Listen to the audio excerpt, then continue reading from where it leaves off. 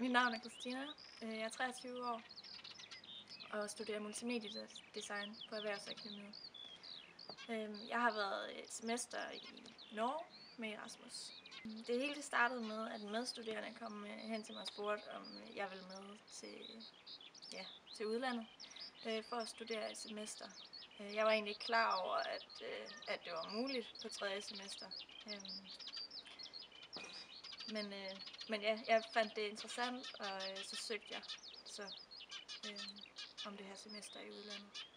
Så et stykke tid efter, jeg havde fået sendt den her ansøgning afsted, så fik jeg en mail fra Christoffer fra det internationale kontor, om at jeg var kommet ind i Norge.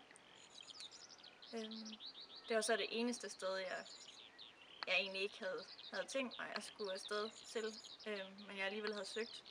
Men det viste sig så, at jeg skulle have et interaktionskursus, før jeg kunne komme afsted, fordi Norge, Høgskolen i Volda, havde ikke et interaktionskursus. Så det var 2 uger, så skulle jeg bestå interaktion og få de her 10 CTS-point. Men det viste sig at være sindssygt godt. Jeg tror, jeg lærte mere på de 2 uger, end hvad jeg havde gjort på et helt semester. Da jeg så lander i Norge og starter mit semester, så kommer det faktisk lidt som et kulturschok, selvom at det er i Norge. Det er en meget lille by, jeg bor i,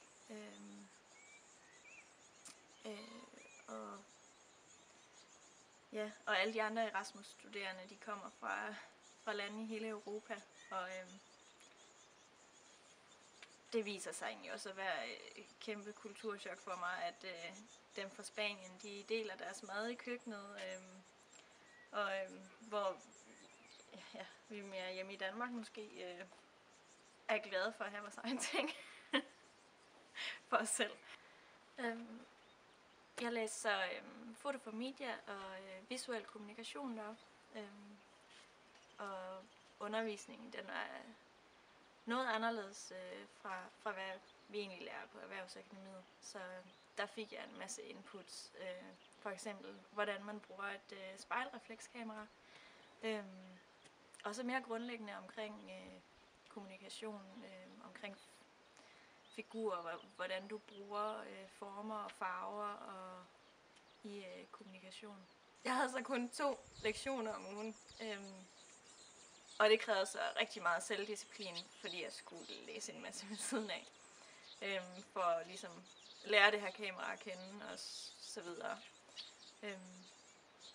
Men jeg har lært utrolig meget af de her kurser, og bruger det også i min multimedie uddannelse. For at kigge tilbage på Erasmus,